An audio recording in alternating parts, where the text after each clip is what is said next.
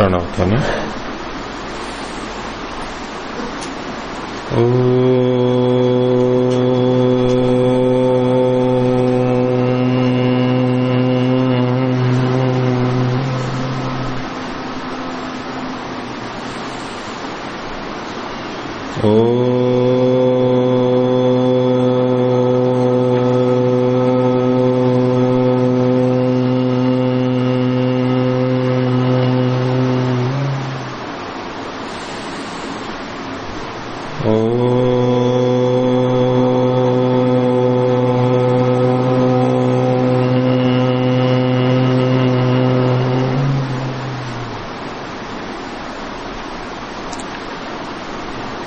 सांख्य दर्शन की 12वीं कक्षा। पिछली कक्षा में अनुमान प्रमाण और शब्द प्रमाण के बारे में बताया था। भोग की समाप्ति चेतन पर्यंत होती है, चेतन पे समाप्ति हो जाती है, अर्थात भोग चेतन तक पहुंचता है।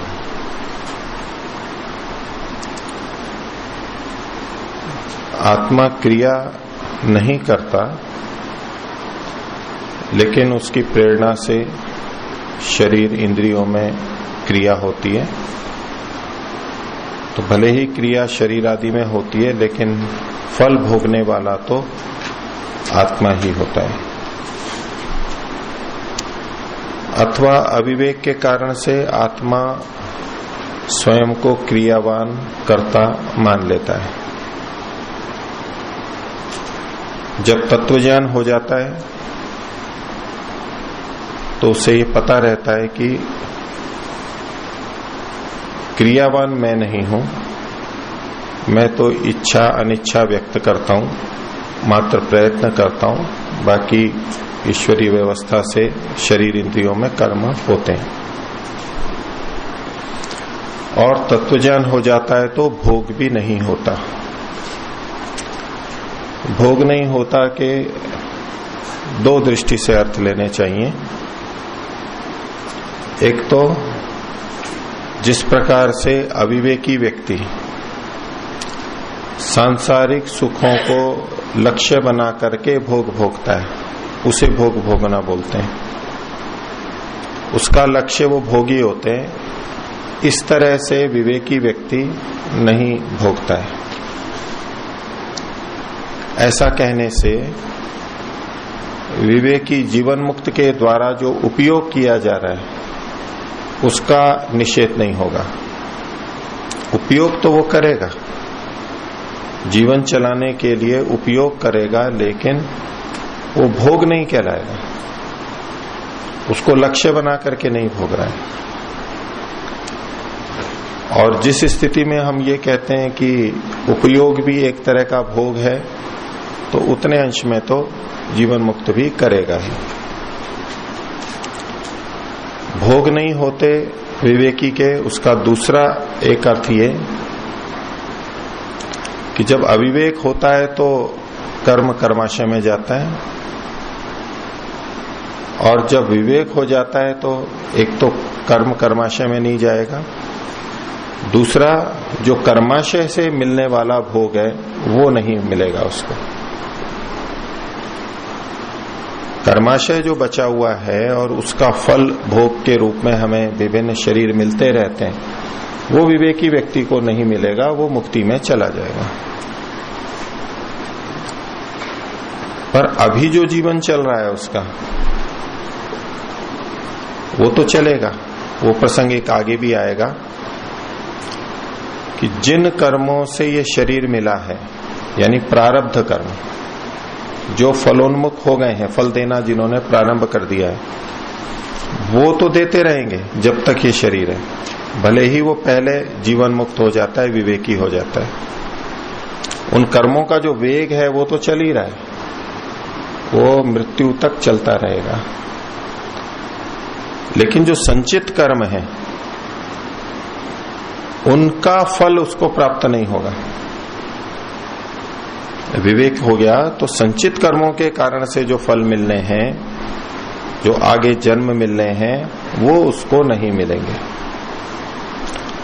तो नो भयम च तत्वाख्याने, जो हमने ये अंतिम सूत्र देखा था 107वां, तो विवेकी को, तत्वज्ञानी को का भोक्तृत्व कैसे नहीं रहता है? दो बातें कही मैंने। एक तो वो संसार की चीजों को लक्ष्य बना करके, अपना साध्य बना करके नहीं भोगता है, जैसा कि अविवेकी व्यक्ति भोगता रहता है। एक तो ये नहीं होगा उसका। दूसरा, जो संचित कर्माशय है वो अब उसे आगे शरीर प्रदान नहीं करेगा, नया जन्म उसका नहीं होगा, वो मुक्ति में चला जाएगा। इस दृष्टि से उसका भोग नहीं होगा। इसमें उपयोग का निषेध नहीं किया जा रहा है। उपयोग तो मानना ही होगा। विवेक ज्ञान हो गया तब भी जीवन तो उसका चल ही रहा है। खाना पीना, हवा को लेना, निद्रा, शरीर का उपयोग, अन्य वस्त्र आदि का उपयोग, मकान का उपयोग, इस तरह तो उसका भी चलेगा। लेकिन वो इनको सुख के रूप में कि मैं इनको उपभोग करके सुख को भोग रहा हूं, ऐसा उसका नहीं होगा। और कर्माशय की दृष्टि से प्रारब्ध कर्मों का जो वेग चल रहा है वो तो उसका जब तक जीवन है तब तक चलता रहेगा। लेकिन जो संचित कर्म है उनका फल उसको नहीं मिलेगा, वो समाप्त हो जाएंगे, वो मुक्ति में चला जाएगा। तो नो भयम च तत्वाख्याने, तत्वख्यान होने पर ये दोनों कर्तृत्व और भोक्तृत्व ये उसके नहीं रहते। कुछ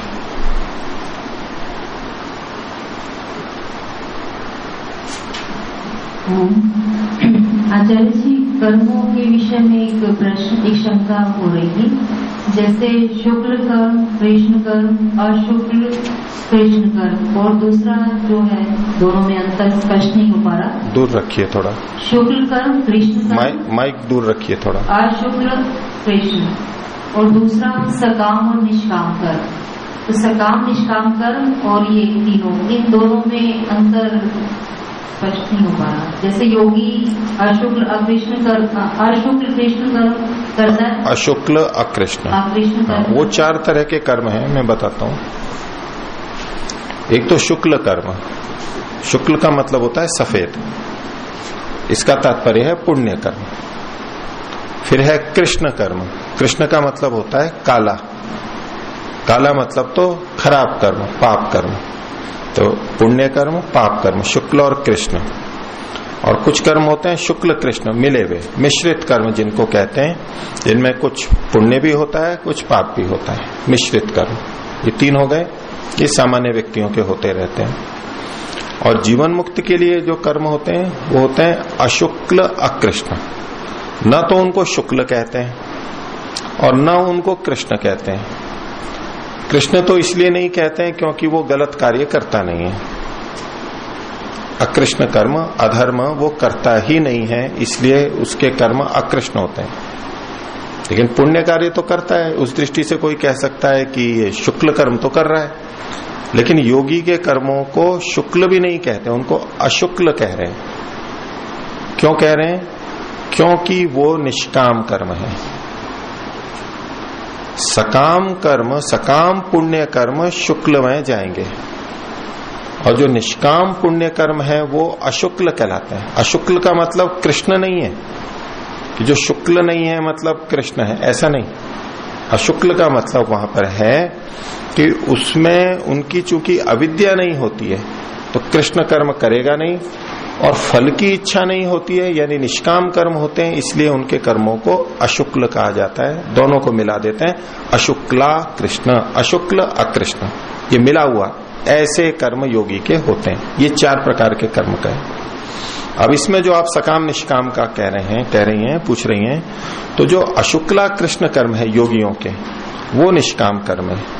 और पहले के जो 3 है, शुक्ल भी, कृष्ण भी और शुक्ल कृष्ण भी, ये तीनों के तीनों सकाम के अंतर्गत आएंगे। तो योगी के अतिरिक्त अन्य व्यक्ति निष्काम कर्म नहीं कर सकते? नहीं कर पाते।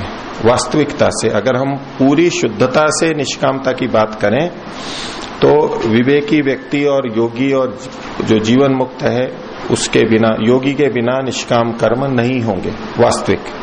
लेकिन लोक में हम बोलते हैं, सामान्यतया अन्यों की अपेक्षा से हम उसको निष्काम कर्म कहते हैं कि हम किसी से धन नहीं लेते हैं, किसी को श्रेय नहीं ले रहे हैं, लेकिन मन ही मन में हमारे अंदर सांसारिक सुखों की इच्छा बनी हुई है। इस जन्म में भी हम चाहते हैं, अगले जन्म में भी चाहते हैं, तो इस दृष्टि से वो सकाम ही कहलाते हैं। स्थूलता से हम कह देते हैं कि भाई ये तो बड़ा निष्काम कर्म करने वाला है, लेकिन वो पूर्ण निष्काम नहीं होते, वो योगी ही कर सकता है, विवेकी ही कर सकता है। तो इसका अर्थ ये भी हो सकता है आचार्य जी, जैसे किसी एक विशेष कर्म में उसकी कामना नहीं है पर दूसरे कर्मों में या किसी और परिस्थितियों में उसकी कामनाएं हैं, इस कारण से ये भी हो सकता है। ये एक अलग बात हो गई कि किसी कर्म को कोई सकामता से कर रहा है, किसी को निष्कामता से कर रहा है। लेकिन जो व्यक्ति अभी सकाम है किन्हीं भी कर्मों में, इसका मतलब है अविद्या तो उसमें बनी हुई है, और जिन कर्मों को वो निष्कामता से बोल रहा है वो वास्तव में पूर्ण निष्काम हो नहीं सकते। उसकी अविद्या का कुछ न कुछ अंश, प्रभाव, छाया उसमें आ ही जाती है, लिपट ही जाता है कुछ न कुछ। जी, और कोई कुछ? विवेकी या जीवन मुक्त व्यक्ति को क्या सामान्य जन भी पहचान सकते हैं? पूरी तरह तो नहीं पहचान सकते, लेकिन ये विवेकी नहीं है ये तो पहचान में आ जाता है। जो विवेकी नहीं है इसका तो जो भी थोड़ा जानता है, शास्त्रों को पढ़ा है, कुछ साधक है, उसको पता लग जाता है। अगर उसमें हम ऐषणाएं देख रहे हैं, यम नियम के विपरीत आचरण देख रहे हैं, तो निश्चित कह सकते हैं कि इसमें अभी सकामता है। लेकिन एक स्तर ऐसा आ जाता है कि व्यक्ति व्यवहार में यम नियम का पालन पूरा कर लेता है, वहां आपको कोई त्रुटि दिखाई नहीं देगी उसको, और ऐषणा भी उसकी बाहर से आपको कुछ दिखाई नहीं देगी, इतना वो अपने को संयमित कर चुका है, एक अच्छा साधक है। लेकिन अभी अंदर वृत्ति के रूप में वो चीजें आ रही हैं उसको, वो बहुत हल्की हैं, तो अभी उसको हम विवेकी नहीं कहेंगे, क्योंकि वृत्तियां तो उठ रही हैं उसको, तो दूसरे उसके मन को तो नहीं पकड़ सकते हैं कि मन में इसके सकामता है या निष्कामता है, वो बाहर के क्रियाकलापों को ही देखते हैं। तो अब जो बाहर से दिखने में विवेकी लग रहा है वो विवेकी हो भी सकता है और नहीं भी हो सकता है। जो यम नियम के विपरीत जा रहा है, ऐषणाओं से युक्त है, उसके लिए तो ये कह सकते हैं कि ये अभी विवेकी नहीं है, इतना तो पक्का हो जाएगा। पर जो हमें यम नियम के अनुकूल भी आचरण वाला दिखाई दे रहा है, ऐषणाएं भी नहीं दिख रही हैं और हम भी अच्छी तरह देख सकते हैं, ऐसी स्थिति में कह रहा हूं, जो पकड़ ही नहीं सकता उसको तो पता ही नहीं लगेगा, जिसको यही नहीं पता कि झूठ बोल रहा है तो वो तो अलग बात हुई। लेकिन जो ठीक तरह पकड़ सकते हैं उनकी दृष्टि में भी वो व्यक्ति दिखने में बिल्कुल यही लगेगा बाहर से, ये कि विवेकी जैसा, यानी विवेकी हो सकता है ऐसा तो वो कहेगा, लेकिन वो विवेकी है ये 100% निर्णय कठिन होता है। ये अंदर से व्यक्ति खुद ही जानता है कि मैं इसमें मेरी कितनी सकामता है या निष्कामता है।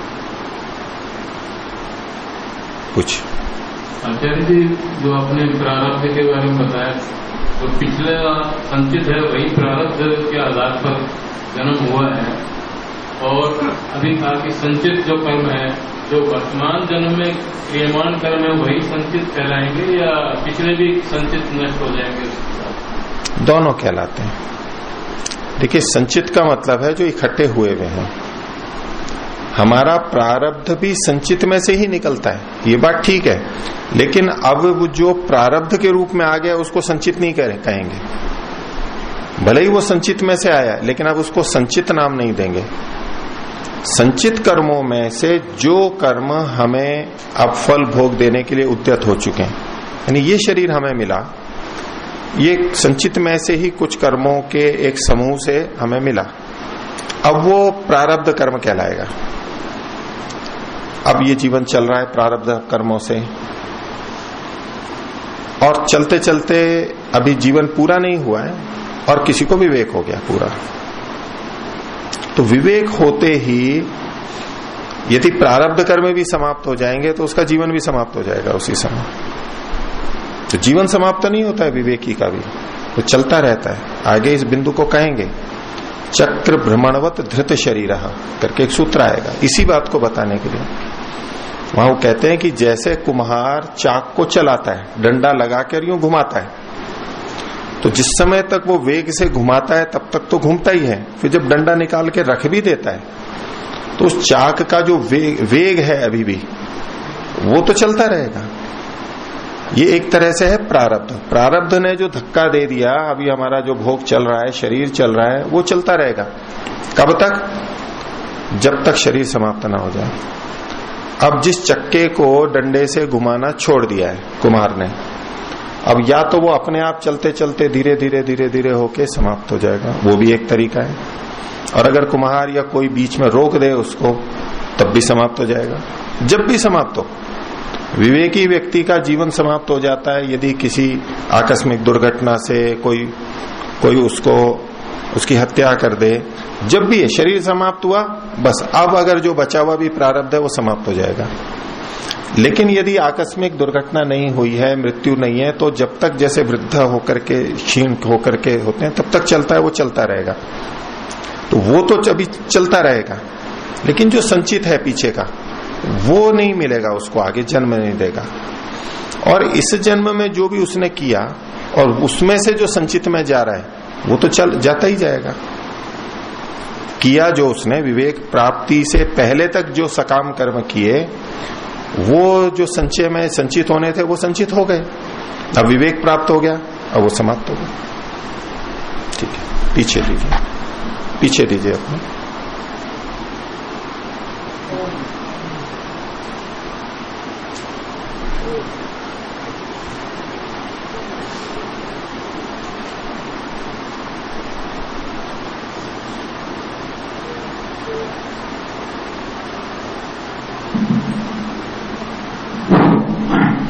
तो पूज्य आचार्य जी, ऐसा सुनने में आता है कि जितने हम सुख भोगते हैं उतने ही हमारे पुण्य करते हैं, और जितने हम दुख भोगते हैं उतने ही हमारे पाप करते हैं। और न तो पुण्य और न पाप, क्योंकि कर्म के अनित्य होने से ये दोनों ही समाप्त हो जाते हैं। मतलब किसी ने नहीं, कोई भी नहीं रहता। तो इसमें आप थोड़ा सा मिलता है। देखिए, मैं थोड़ा आपके पहले भाग का तो उत्तर देता हूं, दूसरी बात थोड़ी अस्पष्ट है। ये ठीक है कि हम अपने कर्मों का जितना जितना भोग करते हैं उतना वो हमारा कर्म यानी कर्माशय वो क्षीण हो जाता है। तो आपने कहा जितना सुख भोगते हैं उतना पुण्य कर्माशय क्षीण हो जाएगा, और जितना दुख भोगते हैं उतना पाप कर्माशय क्षीण हो जाएगा। यहां एक बात हमें ध्यान रखनी है कि यदि हम अपनी अज्ञानता से दुखी हो रहे हैं, रुपए हमारे 100 गए हैं, हम उसमें हाय तौबा करके इतने दुखी हो रहे हैं कि नींद भी नहीं आ रही है, और कितना दुख हमने अपना कल्पना से बढ़ा लिया है, अज्ञानता से हम दुखी हो रहे हैं। ऐसा जो दुख हम अपनी अज्ञानता से अभी अधिक भोगते हैं, इससे हमारा कर्माशय क्षीण नहीं होता है, इससे कुछ क्षीण नहीं होगा। ये तो हम अपनी मूर्खता से अभी दुखी हो रहे हैं। ये जो दुख है ये हमारे कर्माशय के कारण से नहीं मिल रहा था। जो दुख हमें हमारे कर्माशय के कारण से मिल रहा है, कर्मफल के रूप में मिल रहा है, उसको भोगने से वो क्षीण होते हैं। किसी ने हमारे को एक गलत शब्द बोल दिया, अपमानित कर दिया, गाली दे दी, अब उससे जितनी हानि थोड़ी बहुत होती है उतना ही पाप कर्माशय हमारा घटेगा। कि किसी ने हमारा अपयश कर दिया और उससे जो हमारे को बाधाएं खड़ी हो गई, उतना ही। अब हम दुखी होते रहे जिंदगी भर उसी से, इससे कोई पाप कर्माशय हमारा नहीं घटेगा। तो हर दुख से हमारा पाप कर्माशय घटे ये नहीं, ईश्वरीय व्यवस्था से जो दुख हमें प्राप्त हो रहा है हमारे कर्मों का फल, उसको भोगने से पाप कर्माशय घटेगा। अन्य व्यक्ति अन्याय से जो हमारे को दुख देते हैं, पीड़ित करते हैं, उससे उतना जितनी उसने बाधा की है उतना हमारा पाप कर्माशय घटेगा। अपनी अज्ञानता से जो हम दुख को कई गुना कल्पित कर लेते हैं, दुखी होते रहते हैं, उससे कोई कर्माशय नहीं घटेगा। वो तो हम वैसे ही फालतू में मुफ्त में दुख भोग रहे हैं। पुण्य कर्माशय के सुख के लिए लीजिए, ईश्वर की तरफ से जो सुख साधन दिए गए उनके उपयोग से हमारा पुण्य कर्माशय उतना क्षीण होगा। अन्य व्यक्ति जो हमारे कर्मों का फल देते हैं सुख साधन के रूप में, सुख के रूप में, उसको हम जितना भोगते हैं उतना हमारा पुण्य कर्माशय घटेगा। और जो हम अन्याय पूर्वक सुख भोगते हैं, साधनों का उपयोग करते हैं, उतना भी साधनों का जो हम अधिक उपयोग करते हैं, अधिक कमा के, अधिक उपयोग करके, अपने लिए बहुत सारा खर्च करके, वो जितना जितना हम उपभोग करेंगे उतना उतना हमारा पुण्य कर्माशय भी घटेगा। यहां तक आपका पहला भाग था। दूसरा जो आपने बोला वो कि कर्म अस्थिर है और सुख और दुख का, उसका इससे सीधा संबंध कुछ नहीं है। कर्म भले ही क्षणिक है लेकिन उसका जो संचय है, लेखा है, वो तो बन जाता है, उसके अनुसार हमें फल मिलते रहते हैं। ठीक है, इनको दीजिए।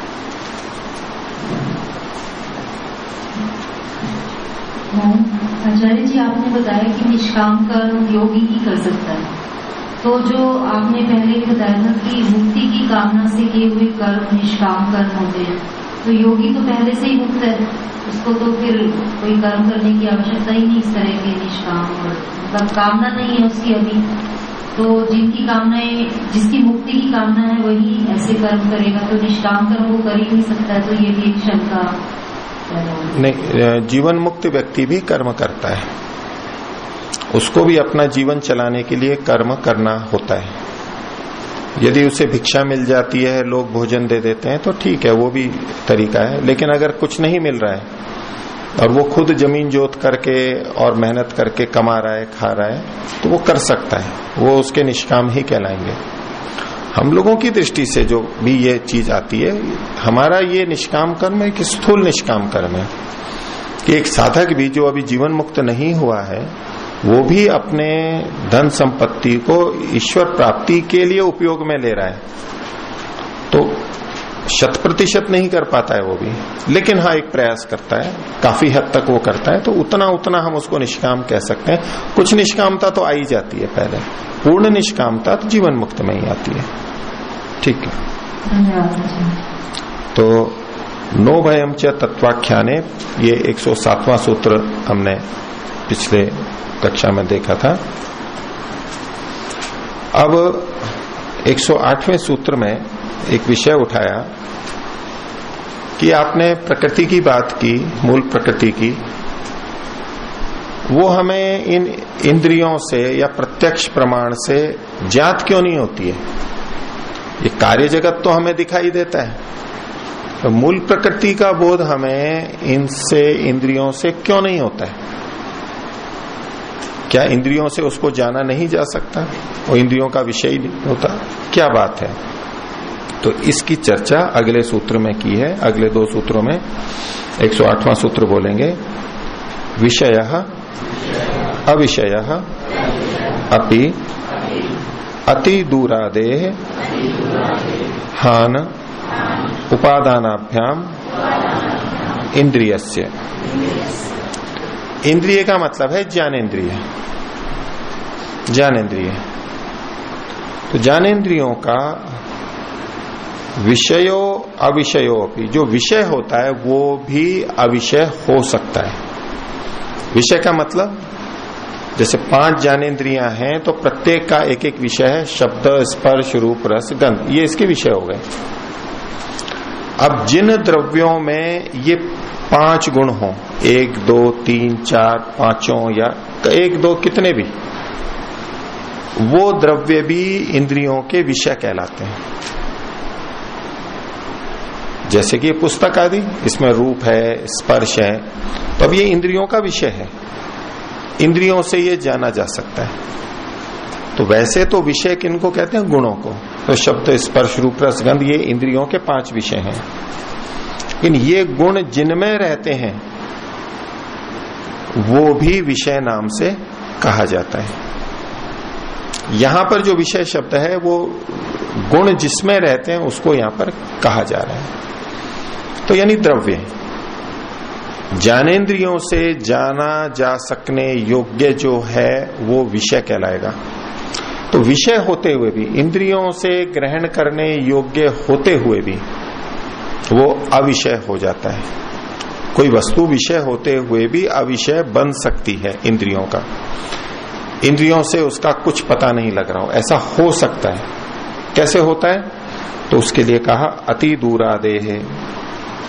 अति दूर, बहुत अधिक दूर, इंद्रियों की जानने की सीमा से भी अधिक दूर हो, उसको कहेंगे अति दूर। वैसे दूर की निकट की सब चीजों को हम देखते हैं यथा योग्य, लेकिन एक सीमा से अधिक दूर हो तो हम उसको नहीं देख पाते। जैसे आकाश में कोई पक्षी है, विमान है, उड़ते उड़ते जा रहा है तो इतनी दूर चला जाएगा फिर हमारे को दिखना बंद हो जाएगा। तारों के विषय में भी कह सकते हैं। तो कोई चीज अधिक दूर हो गई तो हमें दिखनी बंद हो जाती है। तो अति दूर आदि यहां पर लिखा है, तो अधिक दूर होने पे भी दिखाई नहीं देती, और अति निकट आ जाती है तो भी दिखाई नहीं देती। कोई चीज बहुत निकट आ जाए तो हमारे को, जैसे आंख का काजल हमें दिखाई नहीं देता स्वयं अपने आप। तो अति दूर से और अति निकट से, विषय होते हुए भी, और व्यवधान हो तो भी दिखाई नहीं देता है। यद्यपि वो इंद्रियों से जानी जा सकती है चीज, लेकिन दीवार आ गई, पर्दा आ गया, कोई व्यवधान आ गया, वृक्ष आ गए, मनुष्य आ गया, तो भी दिखाई नहीं देती। तो अति दूर, इसके साथ साथ अति निकट, व्यवधान से।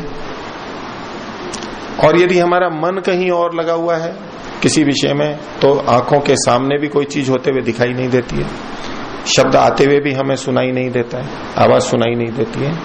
ऐसा भोजन में रस है लेकिन मन कहीं और है, या तो प्रसन्नता का विषय है या दुख का विषय है, तो वो भोजन का स्वाद कुछ लगता ही नहीं है, पता ही नहीं लगता है। तो मन का इधर उधर होने से, और यदि वो विषय बहुत सूक्ष्म है, छोटा है, न तो अधिक दूर है न अधिक निकट है, लेकिन छोटा है, सूक्ष्म है, तो भी हमें दिखाई नहीं देता। बहुत कम हो तो हमें सुनाई नहीं देगा, रस उसका ग्रहण नहीं कर पाएंगे, अति सूक्ष्मता से भी। और अभिभव के कारण से, यानी दूसरा कोई चीज इतनी अधिक आ गई है कि वो हमें पता नहीं लग रहे हैं। जैसे कि आकाश के तारे, दिन में तारे हमें क्यों दिखाई नहीं देते?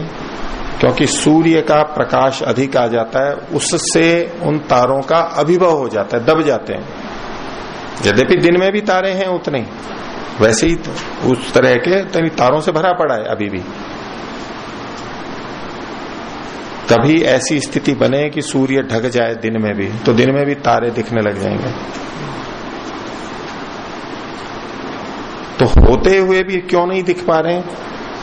अभिभव के कारण, दब जाने के कारण। तो कोई चीज विषय है लेकिन फिर भी वो अविषय क्यों हो जाती है, ग्रहण क्यों नहीं होती है, उसके ये कई कारण बताए। अति दूर आदि ये कई कारण होते हैं। ये एक वर्ग बताया बाधित होने का।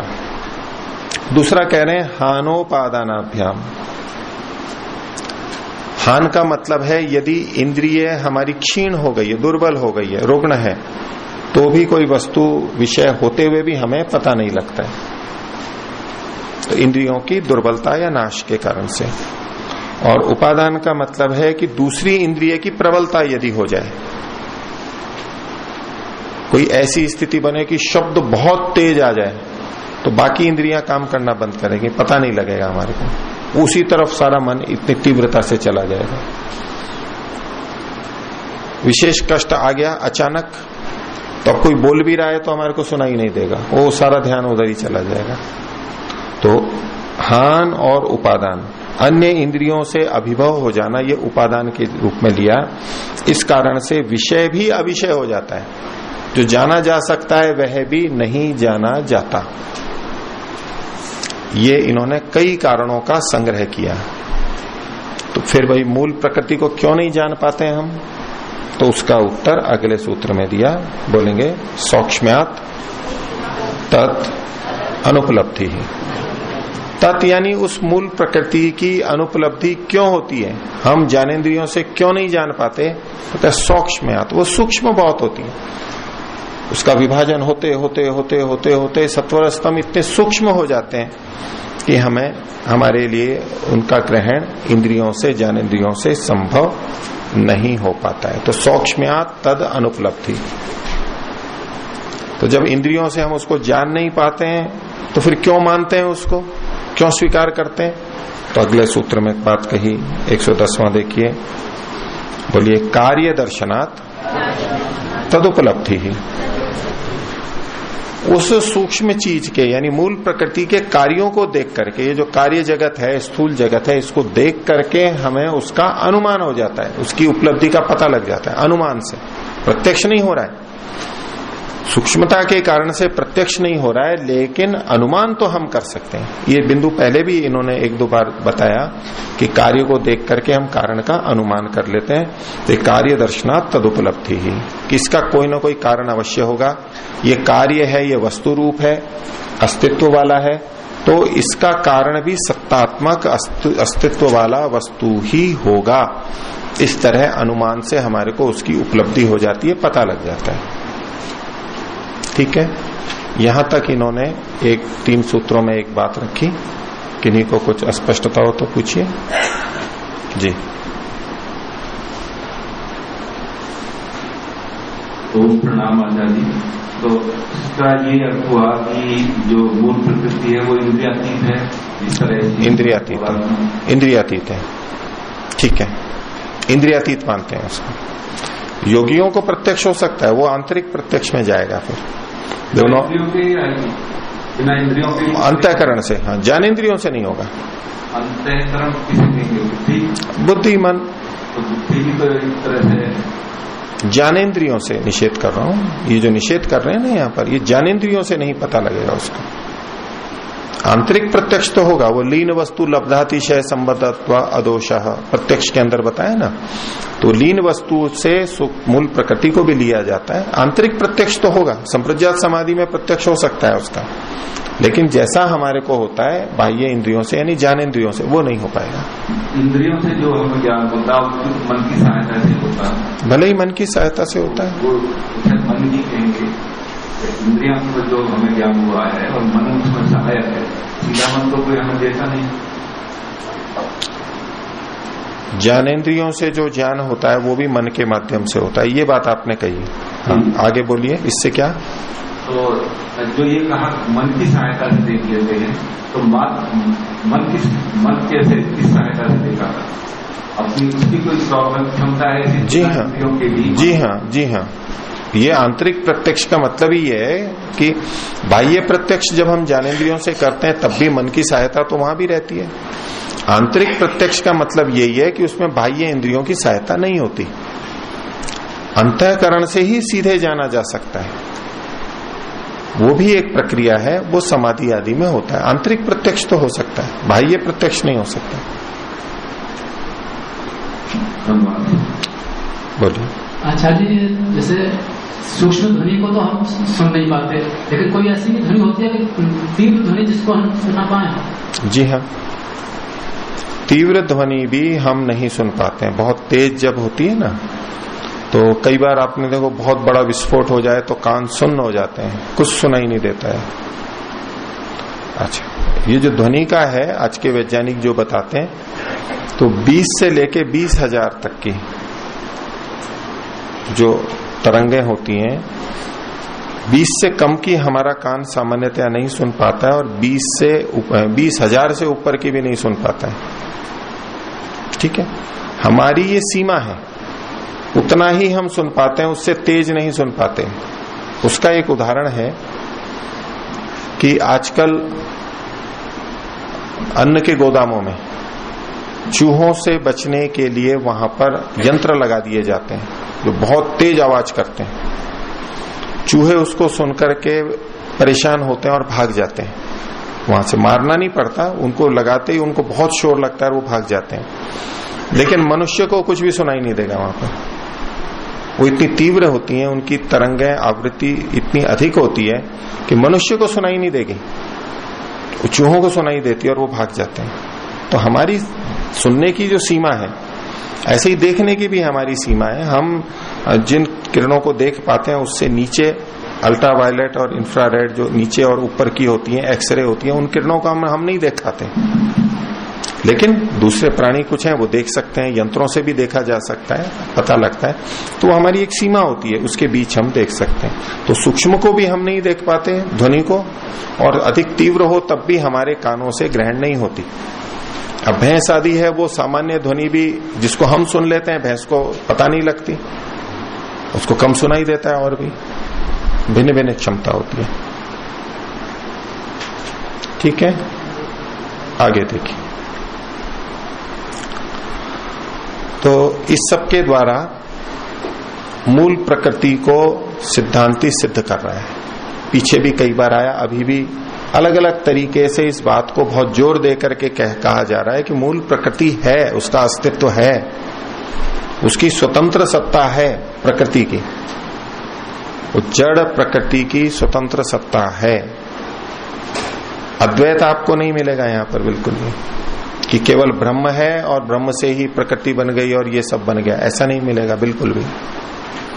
तो ये बार बार प्रकृति की, जड़ प्रकृति की स्वतंत्र सत्ता को सिद्ध कर रहे हैं। न तो वो शून्य है, न किसी और से बनी है, वो अपने आप में नित्य है। अब एक पूर्व पक्षी पीछे भी जो आया था, शून्यवादी, उसकी दृष्टि से एक प्रश्न खड़ा किया जा रहा है कि ऐसा माने तो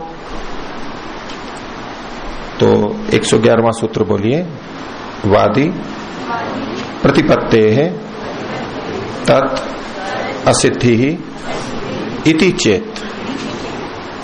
वादी की विप्रतिपत्ति से उसकी यानी प्रकृति की असिद्धि होने लगे तो फिर क्या करेंगे आप, क्या उत्तर देंगे? यहां वादी शब्द पूर्व पक्षी के लिए है, प्रतिवादी के लिए है। वो भी एक वादी होता है, एक अपना पक्ष रखने वाला होता है, पक्षकार होता है, उसको वादी बोलते हैं।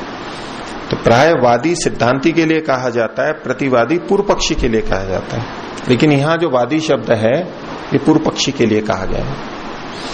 तो वादी की प्रतिपत्ति से यानी विरुद्ध ज्ञान के कारण, विरुद्ध कथन के कारण, वो विरुद्ध कथन कर रहा है, उससे यदि प्रकृति की असिद्धि होने लगे तो कैसे होगी? तो उसके लिए पीछे एक सूत्र आया था 44वां, शून्यम तत्वम वस्तु धर्मत्वात् विनाशस्य। शून्यवादी ने शून्यवाद को सिद्ध करने के लिए कहा था कि सब कुछ शून्य ही है। क्यों? क्योंकि विनाश वस्तु का धर्म है, इसलिए सब शून्य ही है।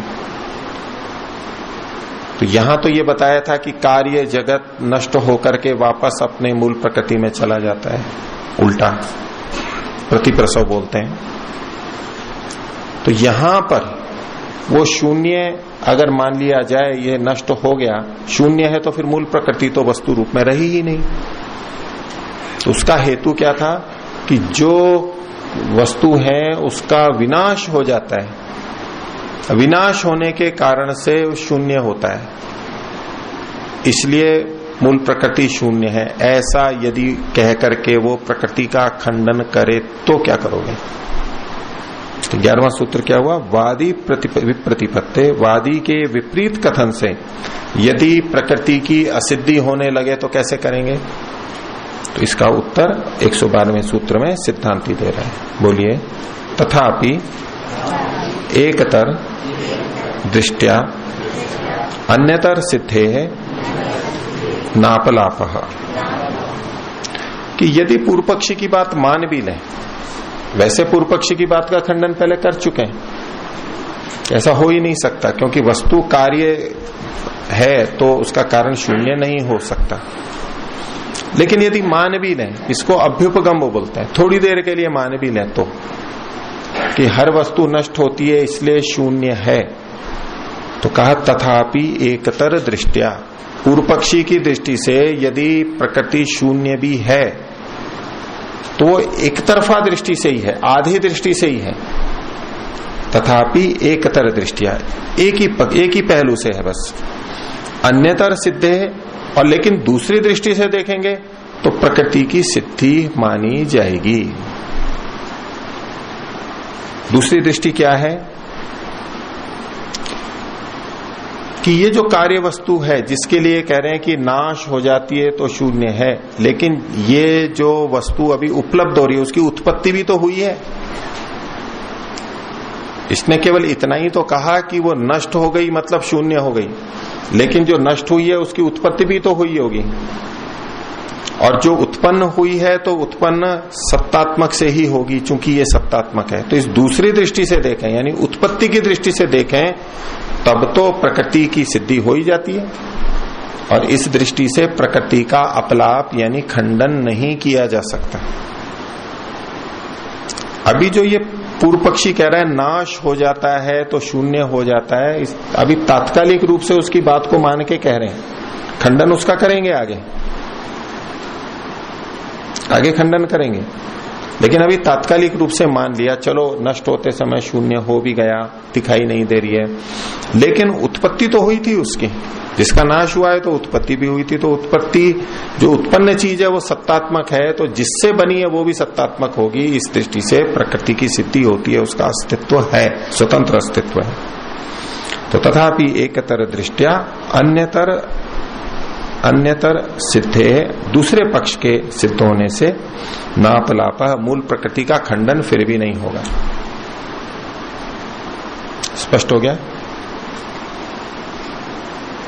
आगे देखिए, और खंडन कर रहे हैं पूर्व पक्षी का ही कि यदि प्रकृति को शून्य माना जाए, उसका अस्तित्व नहीं है, शून्य माना जाए, तो और दोष आएंगे। 113वां सूत्र बोलिए, त्रिविध विरोध आपत्तिश्च। त्रिविध के विरोध की आपत्ति आएगी, तीन चीजों के विरोध की आपत्ति आएगी। क्या आएगी कि कार्य जगत में हमें ये संसार सुख दुख और मोहात्मक प्रतीत होता है, सुख देता है, दुख देता है, और अज्ञानात्मक मोहात्मक होता है। ये तीन हमको यहां दिखाई देते हैं। तो जब ये तीन यहां पर दिखाई दे रहे हैं, इसका मतलब है इस कार्य जगत का जो कारण है वो भी तीन प्रकार का होगा। तो ये जो विविधता हमें दिखाई दे रही है, उससे जो तीन प्रकार का कारण मानना है, फिर वो अभी जो उपलब्ध हो रहे हैं भिन्न भिन्न प्रकार, उसकी आपत्ति आएगी। फिर ये उपलब्ध कैसे हो रहे हैं? ये तो तभी हो सकते हैं जब कारण भी तीन प्रकार का हो, सुख दुख मोह हो। तो तीन गुणों को त्रिविधता के विरोध की आपत्ति आएगी। पूर्व पक्षी के पक्ष में यहां फिर भिन्नता नहीं होनी चाहिए। अगर शून्य से बनी है, संभव नहीं है, लेकिन अगर शून्य से बनी है तो फिर सारी चीजें एक ही जैसी होनी चाहिए। विविधता क्यों है इसमें? अलग अलग क्यों दिख रही है, अलग अलग गुण क्यों दिख रहे हैं? तो ये विरोध आएगा, क्योंकि शून्य है तो शून्य तो एक ही जैसा होगा, उसमें कोई भिन्नता थोड़ा है। तो उससे बनी हुई चीज या तो शून्य ही होगी, और सत्तात्मक भी मान रहे हो तो एक जैसी होनी चाहिए, भेद नहीं होगा। तो ये उसके पक्ष में आपत्ति आएगी। बोलिए। आचार्य जी, इसमें फिर त्रिविध के अतिरिक्त चार तरह की भी तो मानी जा सकती है प्रकृति, या दो तरह की भी मानी जा सकती है, उससे ज्यादा भी, क्योंकि पूर्व पक्षी ने तो कुछ भी नहीं कहा है कि दो तरह की या तीन तरह की। भले ही कुछ भी कहा हो, लेकिन अनेक गुण तो हमें दिखाई दे रहे हैं। चार तरह की भी हो सकती है, हो सकती है, मान लीजिए, उसको सिद्ध करना होगा आपको। ये तो तीन मानते हैं, सुख दुख मोहात्मक, इसलिए तीन मान रहे हैं, सत्वर स्तंभ। चार होता है तो ठीक है। नहीं, इस सूत्र में ही लिखा है ना, त्रिविध के विरोध की आपत्ति होगी। तो जो विरोधी है वो तीन तरह का विरोध तो नहीं बता रहे। अच्छा, वो चार मान लेगा? बताओ, चार मान ले तो भी इससे सिद्ध हो जाएगा कि प्रकृति तो है। अब तीन मानो चाहे दो मानो चाहे चार मानो, उससे कोई नहीं है। तो उनके विरोध को हम तीन अपने अनुसार मान के अपने अनुसार बोल रहे, क्योंकि ये तीन मानते हैं, इसलिए कि भाई ये तीन चीजें फिर नहीं मानी जाएंगी। सुख दुख मोहात्मक ये तीन हो गए, चार कहता है तो चार है। चार अगर वो कहने लगे कि नहीं तीन नहीं जी, ये तो चार है, तो ठीक है, चलो तीन का आपने खंडन कर दिया, लेकिन 4 को कह के आपने अपना सिद्धांत भी तो खंडित कर लिया। जो आप तो शून्य मान रहे थे, तो ये 4 माना तो वो 4 प्रकार का होना चाहिए, तो 4 प्रकार का आप मान बैठे, यानी सत्तात्मक तो मान ही बैठे। वो 3 है या 4 है वो आप बाद का विषय, मुख्य विषय तो ये था कि मूल प्रकृति शून्य है या सत्तात्मक है। तो आपने 4 कह के सत्तात्मक तो मान ही ली, वो तो खुद अपना खंडन कर बैठेगा।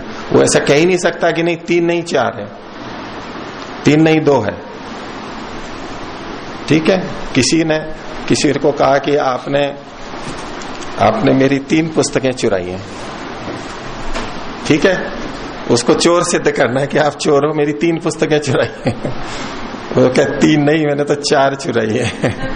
तो ठीक है, चलो मेरे 3 का खंडन हो गया, चलो 4 होगी, लेकिन आप चोर तो सिद्ध हो गए ना। मैं 3 तो इसलिए कह रहा था कि आप चोर, मैं तो आपको चोर सिद्ध कर रहा था। आप 2 कहो तो भी क्या आपने खुद ने स्वीकार कर लिया कि चोरी की है मैंने। तो ऐसे वो 4 को कहे 2 को कहे, कुछ भी कह देगा, उसके पक्ष में तो केवल शून्य ही होना चाहिए, एक जैसी चीज होनी चाहिए। एक से अतिरिक्त कुछ भी मानेगा, और ये भेद तो हमें दिख ही रहा है ना, इसका अपलाप कौन कर सकता है, ये भिन्नता तो दिख ही रही है। तो मूल तत्व तो होगा। इसी के विषय में और आगे कह रहे हैं, वो मूल प्रकृति को कितनी जोर से सिद्ध कर रहे हैं, बार बार, आगे भी आएगा, अभी भी लगातार अलग अलग तरीकों से सिद्ध कर रहे हैं। ये त्रैतवाद है, यानी अद्वैत तो बिल्कुल नहीं है, बिल्कुल नहीं है, इसमें कोई लेश ही नहीं कर सकते कि ये अद्वैत है। यहाँ पर स्वतंत्र सत्ता स्वीकार कर रहे हैं, कार्य जगत है तो वो उत्पन्न होगा। तो देखिए आगे 114वां सूत्र, न असत उत्पादो निश्रृंगवत। बोले असत से तो कोई उत्पत्ति हो ही नहीं सकती, अभाव से तो कोई उत्पत्ति हो ही नहीं सकती। असत से यानी अभाव शून्य से, जो पूर्व पक्षी है यहाँ पर वादी है, तो बोले असत से तो कोई उत्पत्ति हो नहीं सकती। कैसे? उसके लिए उदाहरण दिया नृशृंगवत। नृ